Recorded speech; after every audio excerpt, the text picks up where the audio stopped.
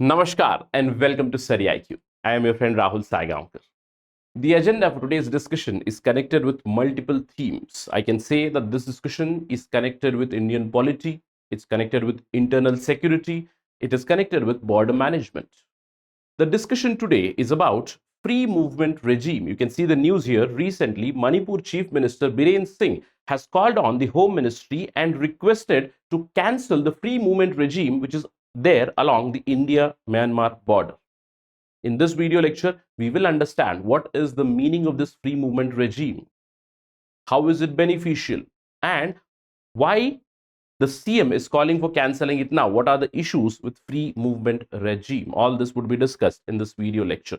A very important discussion from exam perspective. A simple question can be created regarding critical analysis of the free movement regime at the Indo-Myanmar border. You will get very good fodder or very good content to attempt such questions. To get to know this information, stay with me till the very end. All right, let's begin. But before that, there is a small notice to all the UPSC civil services aspirants. StudyIQ's September batch, which will be one of the last batches for 2024, it is going to be closed out by September 30th, 2023. To enroll for this, just visit our website www.studyiq.com. You will get all the details there. This course is available in 3 languages: Hindi, English, and a bilingual format. That means the teaching and the content delivery would be in these formats. This is the most comprehensive program for preparation at all the levels for prelims, mains, interview. Just visit the website, enroll. I'll see you in the class. All right. Right. Let's begin our discussion about the free movement regime. Now, the FMR is along the Indo-Myanmar border. India and Myanmar border is quite lengthy. It is quite arduous. I would say the terrain is quite tough. It spans across 4 Indian states: Mizoram, Manipur, Nagaland, and Arunachal Pradesh. 4 northeastern states. They border with Myanmar, and this border is 1643 kilometers long. In fact, from exam perspective, I would appreciate if you remember, say, north to south or south to north. Arunachal Pradesh, Nagaland, Manipur, and Mizoram, 4 states which have a border with Myanmar. And at this border, we have a free movement regime. What is that? We'll understand in some time, but you need to understand that the border has been demarcated between India and Myanmar in 1967 itself. And very recently, a few years back, we have started a free movement regime. Now, what is this FMR? Now, along this border, 16 kilometers this side and 16 kilometers this side, there would be free movement of the tribal people. FMR is I would say, a blanket or a kind of a block of 16 kilometers on either side of the Indo-Myanmar border, where the hill tribes, be it from India or be it from Myanmar, they can travel very easily within each other's territory. Now, along the border, they have to get a pass, they have to produce a pass from the competent authority from Indian side or Myanmar side, and they can stay up to 2 weeks per visit. That is the free movement regime. It's like an open border policy for 16 kilometers on either side of the border. This free movement regime was implemented in 2018 by the NDA government to promote the Act East policy, although the decision was taken even before, and its implementation was supposed to start from 2017 itself. But because of the Rohingya issue that year, the implementation of free movement regime was delayed to 2018. That means from 2018, free movement regime is active. Now you have a question. Sir, why this FMR is being provided at Indo-Myanmar border? Do we have any such clauses or any such free movement regimes at other borders? I wouldn't say yes for that. We do have a porous border, especially with Nepal, but barring Nepal, with no other state, we have such kind of provisions of free movement with so much ease. Probably only Nepal and Bhutan, the movement is relatively easier. And then you have the FMR for hill tribes. This is only for the hill tribes. Now, question is, sir, why they have given this free movement regime at the IMB, that means Indo-Myanmar border? It is because of the historical development itself. As I told you, there are 4 states. There is Arunachal Pradesh, there is Nagaland, Manipur, and Mizoram. Along it, we have 1643 kilometer border, and this border was created by British authorities. And you do understand, the British created borders quite artificially. Now, same thing has happened at Indo-Burma or Indo-Myanmar border.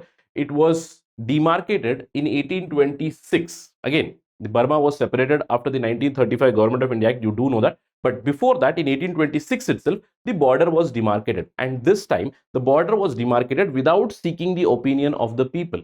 And this entire region is the Eastern Himalayan region, hilly region, and people were not asked about demarcating. And people in this region, they have ethnic and familial ties across the border. After demarcation in 1826, people from this side and this side, they were separated. In fact, if you look at the border, it is quite illogical. For instance, in Manipur's More region, there are so many villages where some homes are on the Indian side and some homes are on the Myanmar side. Similarly, in Nagaland, in one of the villages, the Longwa village, the village chief's home itself was basically divided through the Indo Myanmar border. So, an illogical border was created, because of which historical, ethnic, and familial ties were broken off. Now, to revisit this or to reconnect the people along Indo Myanmar border, free movement regime started in 2018. Of course, it is going to help a lot. How? Because it is going to help people connect culturally more, for cultural assimilation. You do know border villages, there are relations of kith and kin, so there would be family functions, weddings, etc. So people can move easily and attend these functions. Trans-border movement can be there, trans-border trade can be there. Yes, of course, one of the intentions is people to people connect. One of the main intentions is people to people connect. But apart from that, we also wanted this region's local trade to thrive. And you do understand, in the northeastern region, more and more trade-based initiatives are needed. Under the Act East policy, we wanted the Northeast to use Myanmar as a gateway towards the ASEAN side. And that's why we created the free movement regime. For people to people connect, yes, and for promotion of local trade and business as well. So for both these reasons, the free movement regime, it does make sense, isn't it? But if you look at the Indo-Myanmar border, this border is plagued by so many problems, and somehow the free movement regime is actually exacerbating these issues. What are the problems that we face at the Indo-Myanmar border? One of the biggest problem is the secessionist movements in the northeastern region, and one of those is the Greater Nagalim movement. Earlier, there was a movement in Mizoram as well, but right now that is not a big issue. But even now, the Greater Nagalim problem or the Naga separatist movement is one of the big issues. Apart from that, the entire northeastern region is infested through problems of insurgency because of the Greater Nagalim movement, the insurgency in Manipur, and this free movement regime, or I would say at the border, we have cross-border support to the insurgents and terrorist groups from, I would say, Chinese side, from the Myanmar side as well. Apart from that, because of the porosity of the nature of the border as well as tough terrain, it is very tough for us to go for fencing.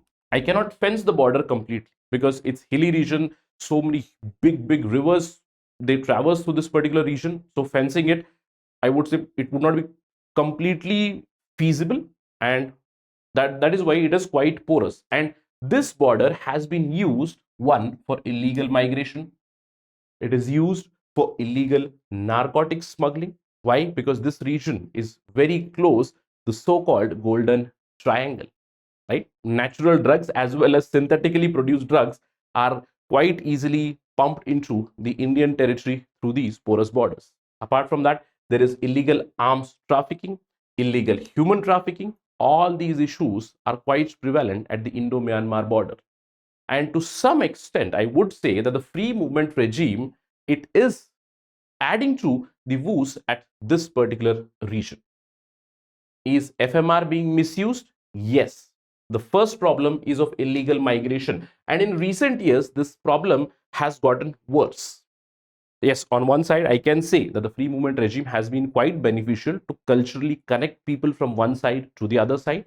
I told you there are historical familial ties of kith and kin here, but this is being misused for illegal migration.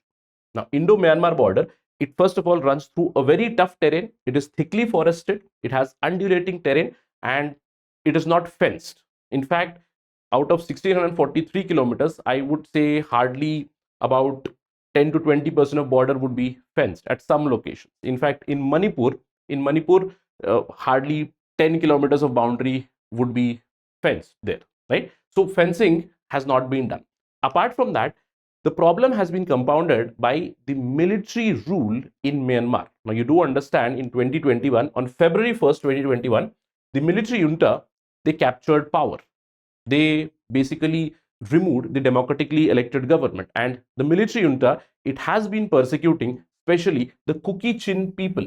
And these Kuki Chin people, they have historical familial ties with their counterparts in India. And because of the campaign which was launched by the military here, Kuki and Chin tribal people, they have been crossing into India. They have crossed into Mizoram. They have crossed into Manipur. And this has become one of the problems. You do understand that there is a lot of violence going on in Manipur since April, May 2023. And this is one of the factors. Now, the Manipur government, which is headed by Biren Singh, they have alleged that people, the Kuki Chin people who are coming from Myanmar, they are being settled in the villages in Manipur. The village chiefs, they are settling these migrants from Myanmar in these villages. The government has highlighted that the Kuki Chin people, they are being settled in the hilly regions, and there deforestation is being carried out. And it is because of this reason, the Biren Singh government, they led an eviction drive in March 2023, which further compounded the problems, or I would say added to the violence that started in May 2023.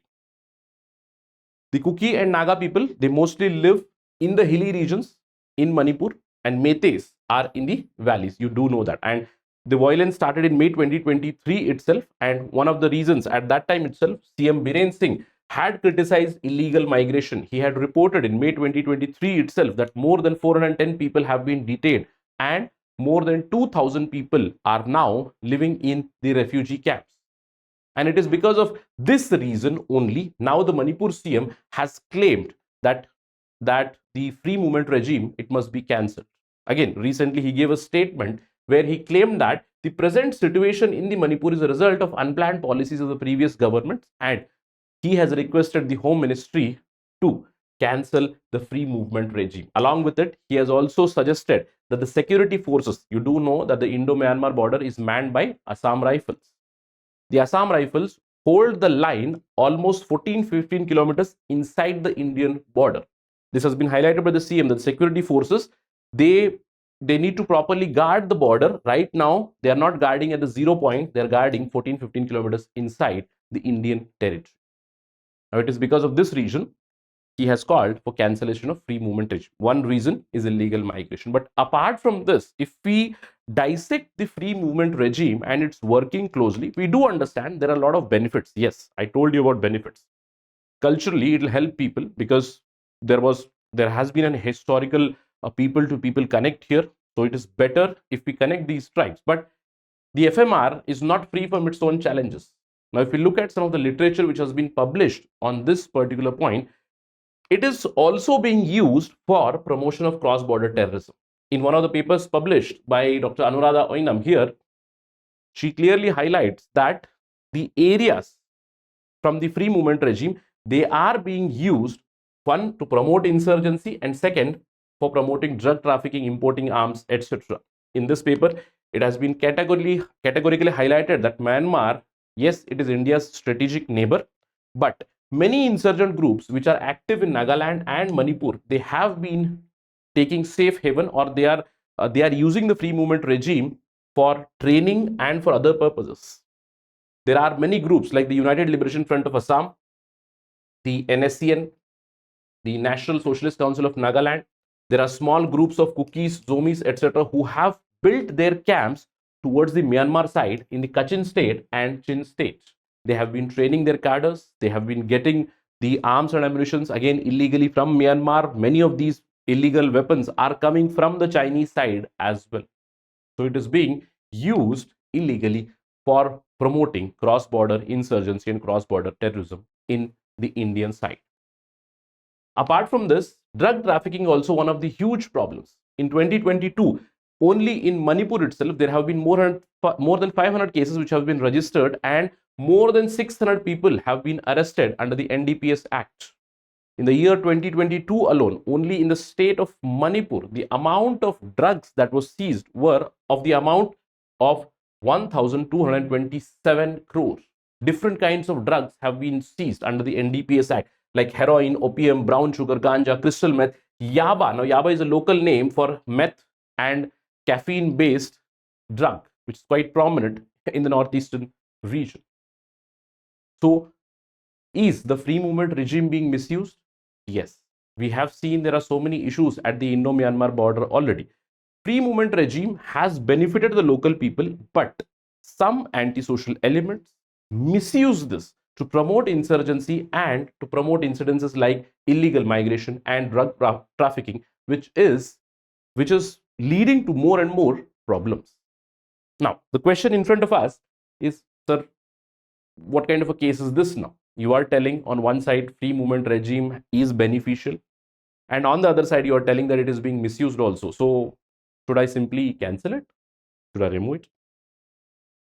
Again, from exam point of view, I would highly advise the aspirants not to take radical sides, whether to completely allow free movement regime or to completely cancel the free movement regime. I would say a more diplomatic solution is needed. In fact, uh, this is a known fact, or I would say a lot of research is available on this, that the free movement regime is being misused. Yes, and many security experts have highlighted that FMR, it needs a better regulation. Now, given the interests that are at stake here of the hilly tribes, I would say cancelling free movement regime, it can have its own repercussions.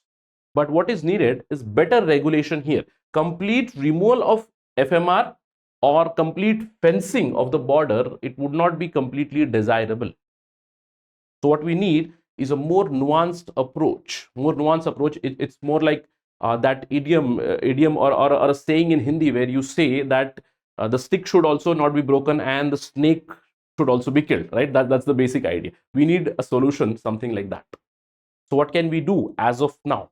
Cancelling FMR would be a radical idea. Complete fencing of the border may not be highly feasible, but there are certain recommendations like these. India and Myanmar, they need to have a clear-cut plan regarding the free movement regime, right? As of now, complete communication has to happen between the Indian side and the military side from Myanmar regarding free movement regime and its better regulation and better policing.